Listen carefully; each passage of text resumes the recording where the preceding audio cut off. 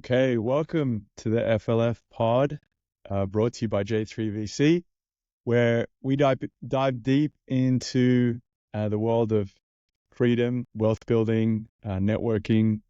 And I'm Jason, and on this show, I'm here with Jeromie, and we connect typically with visionary entrepreneurs, thought leaders, high achievers to uncover strategies, mindsets that lead to true success. So whether you're building wealth, forging great connections, crafting, living a life on purpose, you're in the right place. So let's get started. It's great to be here today with Jeromie. Jeromie, how are you today on this fine morning? I'm doing absolutely fantastic. It's a beautiful day. The sun's shining. Birds are literally chirping. Running around the garden with my daughter this morning. She loves it. She loves the birds.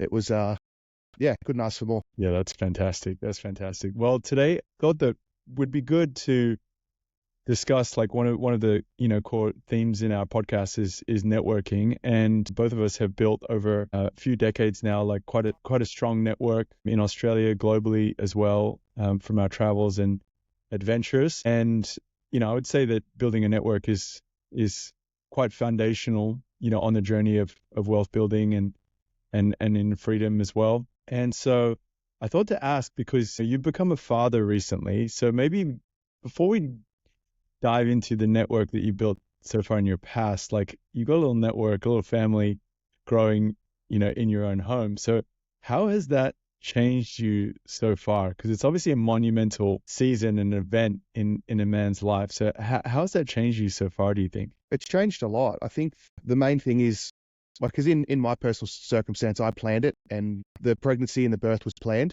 So, and I thought I was ready for it, but I don't think any parent is ready for what comes when the child comes. You kind of can't be, because every parent loves their child, but I think something shifts and something changes fundamentally as a man when they start interacting with their child, and for the first time they're interacting with the child and they hear the child's laughter from playing with them.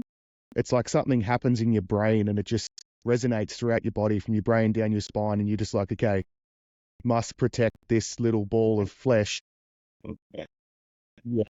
Protection instinct kicks in. Yeah, protection instinct, because they're vulnerable, and it becomes very real. And you start realizing that they do absolutely rely on you completely. And if you're unable to provide something, that they're going to suffer for it. And you have to understand that it's up to you to do that, to provide everything that the child needs. And in my case, my wife too, because she's a stay-at-home mum, we chose to do that. That's what she wanted to do. And it just becomes real. The whole aspect of, okay, now if I don't provide something, my family doesn't eat. And thinking about that and that being a reality is two very different things. Yes, I was going to say, like, that being real must take on a different characteristic versus, oh, that's a nice thought, that's a nice idea. How's that affected, or how's that changed like your approach to your work, your career, your building wealth? Because obviously one of the ways of providing is financial, and it's a tough world out there. It's a dog eat dog world. So how is that translated? I'd say the biggest shift is in regards to any particular one venture. I've always had the thought that I do not want to fail. It's something that I'm working towards, and I'm going to make something work. And now with children and this different framing and different understanding, it's I must not fail. I don't have the ability to fail. I cannot. Because that's the shift. That's the difference, is because it's like an extra stick. It's a carrot and stick at the same time, if that makes sense. Yeah. So like failure really is not an option. Yeah, correct. It makes that even more evident, because as a young guy and you're traveling around and you're, possibly choosing your potential mate in the future, if something goes wrong, it doesn't really matter. It's not that big a deal. You can just pick back up and get moving again. But when you've got a family and when you're a provider per se, if something goes wrong, they suffer, and that is one of the things that drives me, and that's what I want to not happen. So for anything I do that causes them suffering is unacceptable. Yep.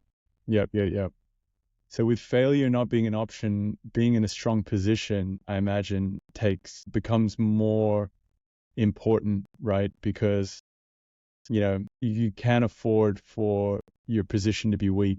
or, your provision to dip or anything like that. Yeah, correct. So previously, in business ventures and when you're learning to do things, that there can be cash flow problems, stuff can go wrong. And previously, if anything went wrong for me in the past, like worst case scenario, I guess I'm not eating for 2 days. I didn't care. Yep. It wasn't even a thought. Like, who cares? I've got this going. I've got the payment coming in. Like, I'm owed this much money. I've just got no money for the next 2 or 3 days. Okay, nothing, or ramen. It was a non-issue. But now it is an issue. Yeah. That sort of thing. I'm trying to provide an extreme context. Yeah. Yes. So, we basically highlight, the importance of, or the value of like wealth, for freedom and network. Like, what do you see as the importance of the pillar of network when it comes to, wealth and freedom and, investing and things like that? Because, it's a very, holistic view, I think. Like, things don't exist in isolation, right? So it's not like you just woke up today and went, oh, I have a kid, I better, fortify my network and my position. This is something that you've been building towards, because you mentioned that, this is a choice that both you and your wife wanted to make. It was very deliberate. And, she wanted to have a particular setup and structure, right? So, philosophically, or like, how do you see that, the place of network in this? And then have a follow-up question after that. Yeah. Okay. I think in regards to this and the way one should structure their life is, if we're going to use a visual aid, imagine there's a massive tall building, like, in the middle of a city. The foundation and the concrete in the bottom of the foundation is your family. And also I'd possibly tie in your close friends, the people who you spend time with, because that is the most important thing, and that needs to be rock solid or nothing's ever going to work. And then what goes on top of that foundation is the structure, the steel beams. And I think that the steel beams that hold the building up is maybe representative of your network. Yeah. So the network will never work if your foundation's not good enough. And the network is the framing that provides the actual structural integrity on top of the slab to add all the superficial stuff on the outsides. Whatever you want it to be, the business name or public image, whatever your business is. I think that's actually probably superficial in comparison to your network and your concrete base, which is your family and your close friends. Yeah, I mean, as the saying goes, like, your network is your net worth, right? So there's obviously some principle there, underlying principle about the people that you're in connection with, that you've built on your foundation, lead to, in some way, shape, or form, like your freedom, your wealth, and your investments and freedom. So did you know this like early on, like from when you were young? Like, was it kind of drilled into you, or did you just discover this along the way? Because a lot of men, work at being good workers, lone wolf, work very hard and just see results. But what you're describing is architecting a structure versus just building a single house, let's say, to use the analogy. So, yeah, I'm curious, is that something that you had at the very beginning, or you just realized it at certain points? I think everyone realizes that certain people around them influence them in a certain way. In regards to finding this out, I found out that network is more important than it is intuitively when you're young. So you sort of understand, okay, if I want to ride skateboards and I want to, go to the skate park and hang out with those people, that's what I can do. And then what I'm going to do is I'm going to ride skateboards. If I like math and I want to get better at math, I might join a math club and then just start hanging out with the math people, and vice versa. You can any iteration of that. That's, I think, a fundamental understanding that everyone gets. What people don't understand is, in addition to that, the responsibility and also the accountability that comes with an incredible network, and also the amplification of each other's skills and abilities. So if you go to a math club and you can talk about math, you can have a good time, and it can be fun. But if you build a network and a structure where each individual person cares about the other person enough to hold them accountable and also amplify their strengths, that's when you can get a real beauty in network, and that's when you see the biggest and the most successful organizations structures in existence is stemming from that, is an amplification of each other's skills and then using the network to really drive whatever your mission is. Yep. Yeah, so it's more not just having the network, but knowing how to leverage it and be leveraged by it as the thing to, increase your growth and your movement, like, and progression, like, as it were. Yeah, because I think you don't know what you don't know, and if your network and you're leveraging your network in a manner that you're utilizing what every individual person's good at, and they're really, really good at that thing, and then they're doing the same with you, vice versa, and you're working together. I like to use the analogy of, imagine, someone trying to pull over a great tree, and if you've got a good network, you've got 100 people pulling in the same direction. Mm-hmm. And then the force amplification of that is amazing. If everyone's values aligns and pulling in the same direction, you can have a pretty good network, and there might be two teams, pulling at a 30 or 40 degree angle or something, that it just doesn't work as good. And there's just something that clicks, and there's something magic when everyone helps everyone else amplify what they're doing on their mission. Yep. Mutual amplification with some core components like accountability.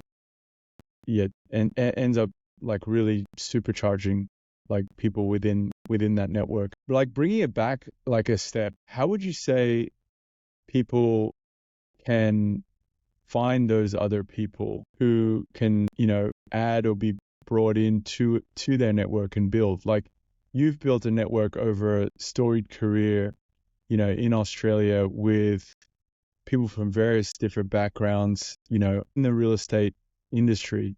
And I found that quite impressive. You built relationships with different service providers, professionals, people from different backgrounds, and you built those relationships in that network from scratch, but also like people who are, both above and below you in the hierarchy, to look at it that way. Like, you have mentors, you have a lot that you give to people who look up to you as well. So what would you say, like, you're obviously looking for certain things, right? You're obviously taking an approach when you meet people.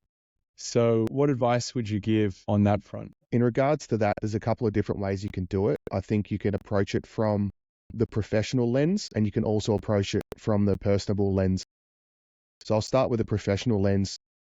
In regards to that, if you want to be a part of something, get yourself up to a level of competence where you're able to be around the people in where you want to go, and find a way professionally to either work with them, or at an absolute minimum, find an excuse or a valid reason of why they will be talking to you for a period of time, basically. So just figure something out, and it's never going to work unless you're at a certain level of competence where they, first of all, want to talk to you, and also you can help them achieve a goal that they're on. That's what's really important in that aspect, is sort of networking. And I think what you're getting at as well is if you're looking to do it for free, because you can just buy people's time, but if the sort of people, that you want to talk to, and the sort of people that are actually worth their money, they can be hard to find. And you're talking about $50,000 for a year of mentorship where you talk to them once a month. That's the sort of thing of a reality of that. So in a professional sense, become competent, find a valid reason for that person to be spending time with you, and then use that time while you're with that person to display your competence, to convince them that you're a good bet. Because at that level, the people like that, I don't think, are necessarily they're more so looking for competent people rather than to fill one particular need or goal. So if you can figure out a reason to be around them, and you're just better than everyone else in that thing, then they're just going to want to spend more time with you in regard to that, in a professional sense. Yeah. In the personable sense, I think if you want to hang around those sorts of people, you can create an avatar of what they like and what they're interested in on a personal sense, and then go do that stuff. Dress correctly, have a firm handshake. If you're a man, be polite, be the sort of person that other people want to be around. You know that one person that goes to a party or goes to a networking event is just surrounded by people for some reason and everyone wants to talk to that person. If you become that person, then you can just bump into people in a personable sense, and then they want to spend time with you and they want to be a part of your network as well, because they understand that you're competent, you're personable, and you can share in the winnings. Basically, you can win together. Yeah. If that makes sense. And I'd actually really like to hear your thoughts on this as well, because you've achieved a lot in your life, and I think you're incredibly good at this, at meeting people and then vetting them and finding out what their intent is, and then seeing, if values align and if there's a way that you can work together with people. What's your approach in regards to the networking, the framework per se? Yeah, I think what you said is very, very good. There is a professional and a personal dynamic. So I think likability and competence go a long, long, long way, because people don't want to spend time with people they don't like, right? They want to spend time with people they like. And if you can add high competence to likability, then you've become very valuable. And that value is what you need in order to create leverage. That every relationship is an exchange of value. So it's just understanding what's going on, and that's the dynamic at play. So seeing reality for what it really is, how things work, is very important. I would say that from a likability standpoint, being genuinely interested and genuinely curious goes a long way. You cannot, if you're genuinely interested and genuinely curious, which I am, then it just goes a long way. You want to know, so you ask questions, so you listen. I remember early on when I was much younger and I had less to offer, from a competence standpoint, I just tried to be a great listener, and I would remember things and try and listen. And that, I think, goes a long way on the likability side. In terms of the competence side, I think if you can understand what's really important to other people and give it to them, in a tangible and intangible way, then again, that creates a lot of, I think Stephen Covey calls it deposits in the emotional bank account, which I really like. And I think if you're really good at networking, that you need to make a lot of deposits before you make a withdrawal. And then when you make a withdrawal, it should be very strategic, and you don't want it to needs to be in correct balance with the amount of deposits you've made.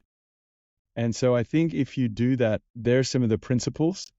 And I know one thing that we've just discussed with James, and I think people often don't think about this, is to think about value, obviously, but leveraging and compounding.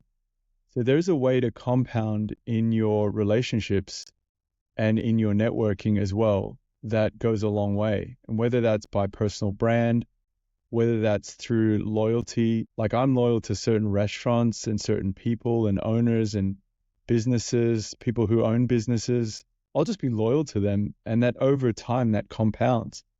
So if you combine all these things, then you start to build out a network. But in terms of vetting and verifying, that's, I'm not really fooled too much by how well people present themselves. So I just wait and pay attention over time, and see if actions match words. So you don't just check their Instagram page. Well, if you do that, that's a good first step.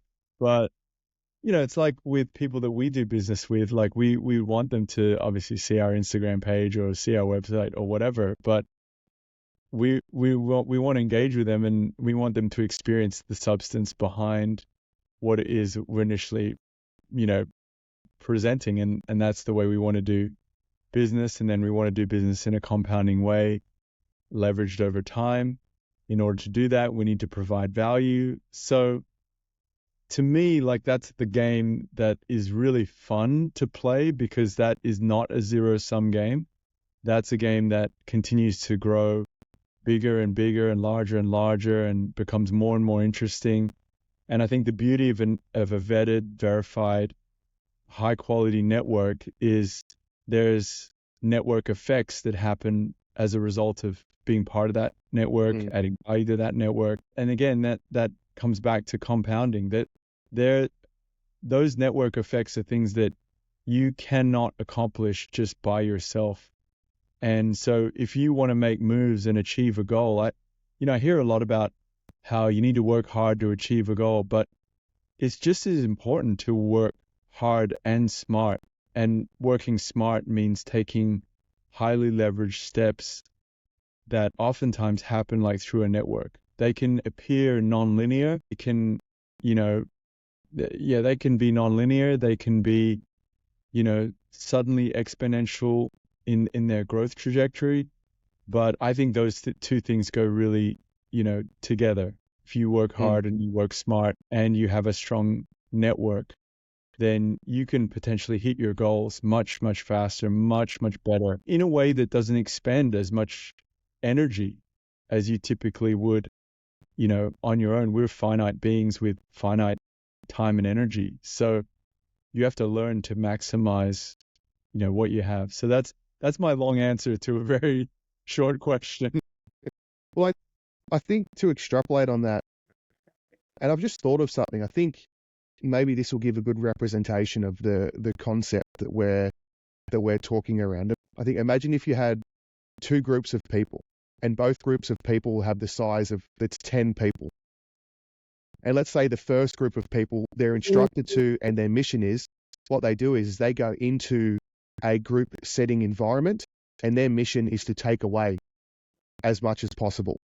And then the second group of people is the group of people that were more so aligned with what you were saying and the values you were speaking of before.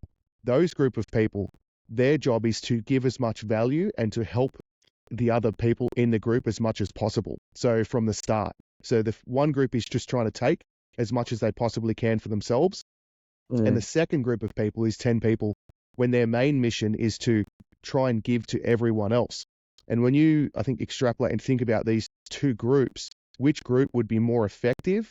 I think the group that is giving to each other would eat the first group for breakfast 999 times out of 1,000. Yeah. Yeah, absolutely. Absolutely. Yeah, this idea that you can just figure it out yourself, is, I think we've spoken about it before. It's something that we default to through laziness.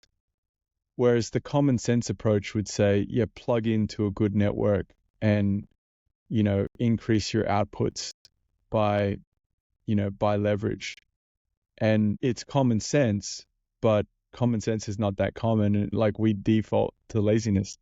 One thing I wanted to ask you about is we get a lot of, deals that obviously that come to us through our network and have a lot of, good deal flow that we vet. Talk a little bit about how, opportunities, tend to come, to you from your network and how that's informed like your, investing journey and, investment outlook, because, that those two things I think are very closely related. And I think one thing that a lot of people struggle with, at times is, well, how do I find good deals? How do I find good opportunities? I want to take advantage of them, but how do I find them? What would you say has been like your approach, on this so far? My approach in regards to this specific topic is become great at something and you won't need to look for them, they'll come to you. So, and then competency, yeah. And my philosophy on this particular thing, when I do get opportunities and people coming to me and want to do business and want to do partnerships, is I try and figure out, using my skill set, knowledge, and network, how much value can I put into this particular endeavor, this whatever the offer is? Can I put enough value in to then expect to get paid a certain amount or whatever I want out of the endeavor? It might not be money, it might be something else, but my first thought is, what can I give to make whatever benefits happen afterwards worth it, and also that I've earned my keep. And then once I have excuse me, once I figured out those two things, I then just figure out what is the time investment going to be, and is it worth it? And then having that little thought experiment, I then decide to go ahead or not. And I make it pretty clear from the get-go, because even if the answers are no, and you haven't wasted the person's time, you haven't strung them along, and it's a quick no, then you're still leaving yourself open to having more opportunities in the future. This time it was a no, but next time it may be a yes, and you're leaving yourself the opportunity open for maybe do something later, and you're not burning that bridge. Because I think dragging people along and trying figuring it out, and also what I was saying before, going into something, trying to take something out straight away, if all parties do that, the result of what comes out of that is just normally not good. Yeah, so there's competence to attract, then there's contributing value, then estimating the cost of your investment, and then playing the long game, essentially. Like there's some pretty key components. Yeah, that's my strategy. It's pretty much everything's long game, and that comes back into having a family now and being a provider, because short-term strategy, if you are leading a household and you want to build something, you want to build it on stone, not sand. Because if you build anything on sand, if anything happens to you per se, you get sick, bad things can happen, and then there's an environment which tests what you've built. It has to be strong. You can't say you're doing the right thing by your family unless you've built something that's strong, that can withstand tests and external pressures without you being there for a period of time. And so that comes around the networking thing, and that comes around the family, and also maybe a holistic idea of what I think is at this point in time the ideal strategy for networking and building relationships with people. Yeah, I think that's an excellent summation and drawing together the ideas, because I think a lot of people can tend to think of these like concepts or these ideas in isolation. Like, oh, I have a network. Oh, I make some money. Or like, I have my friends here. What you're describing is really like how to architect your life, and having a coherent framework and a coherent philosophy that actually, builds it and puts it together, which you would do if you were building a house. You go through a process and you architect it correctly, and you get the MEP done and like you're essentially going through the same process, but for your life. And that's how I look at it also. And I can give you a realistic example, something that happened to me a few days ago, and I'm gonna put it in the perspective where I was the person going to help someone else. So a very dear friend of mine he's obsessed with his lawn. Okay, all right, cool. So he wanted to remove this particular tree, and he was trying to pull this tree out, and it turns out that this thing had just like enormous, massive amounts of roots. And just out of a thing of pride, sometimes my friends and I will do those sorts of things ourselves. We'll actually dig the tree out by hand. It's just something we do. But he got stuck at a certain point and couldn't proceed any further for various reasons. He found out that the tree roots had grown around a water pipe, and there was other services involved, and a simple task turned into something that was going to be complex. And because he himself has built his house on stone and also built relationships with competent people, he made 2 phone calls, and then an hour and a half later, the whole job was done. So it was like, I'm stuck. And like I said, the bad times, and maybe something's weathered, and having that Rolodex and having that network and that foundation of stone, this wasn't something that was happening externally. This was something that he was trying to do. He had embarked on a mission to remove this tree from his pristine lawn, because it was, for some reason, it didn't work, and he wanted to fix it. And so he come across some challenges. He hit a bumpy road and some stuff that he needed help with. He made 2 phone calls, and 90 minutes later, the job was done. Yeah. That's the power of network.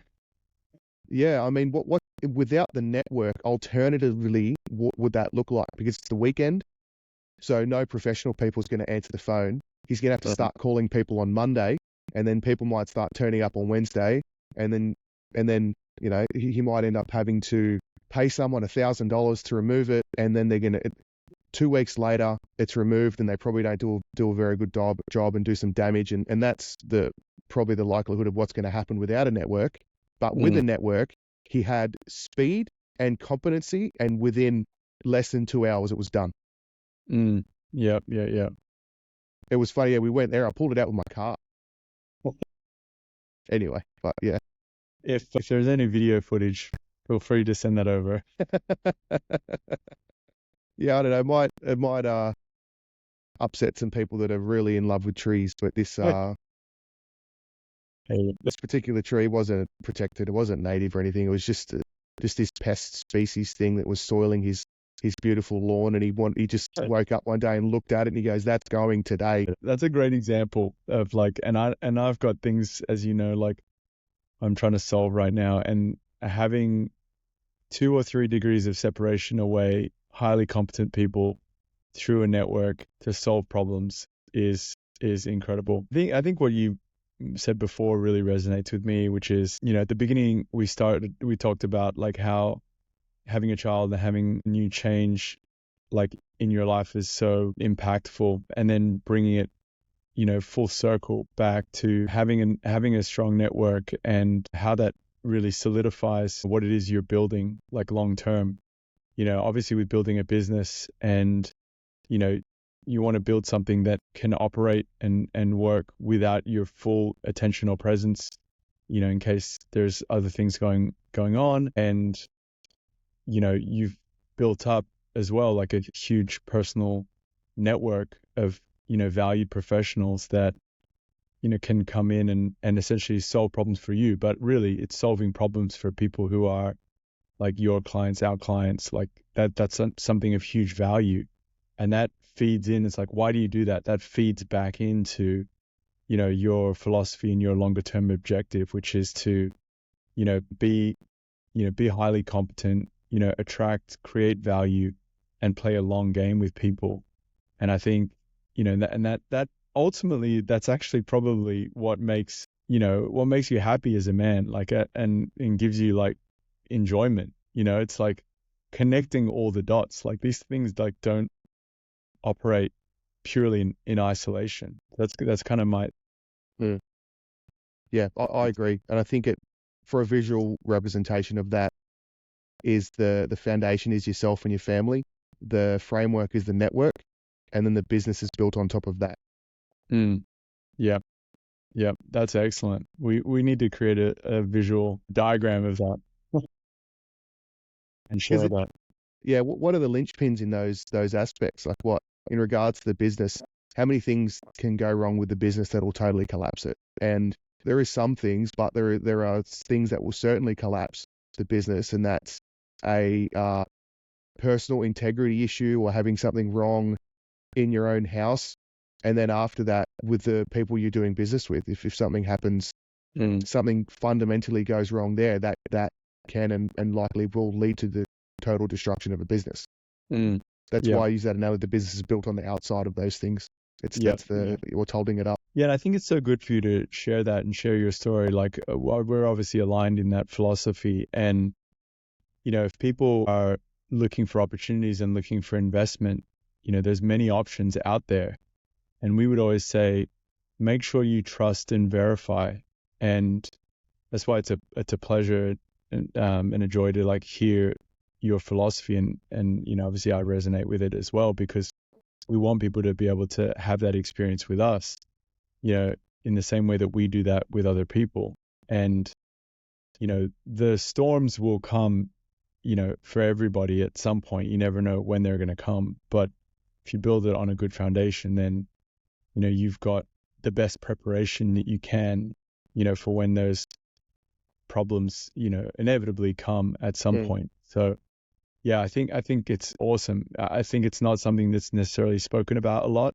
People talk about the mechanics of business and everything, but the house can look good, but you need to see the plans and the engineering to see if the foundation was built well. Yeah, like a person who wanted to make an outward appearance and make that as quickly and as easy as he possibly could, or they possibly could, they could build a house that looks phenomenal and the whole thing's made out of styrofoam. Yep. I have seen this.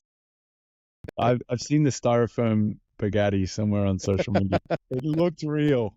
It looked real. And I don't know how they did it, but some kids I don't know where they were, in Kenya or Bangladesh, somewhere like that, they made it. It looked great. But yeah, you can make sure it's like built on a good foundation. Well, let's wrap it up for there.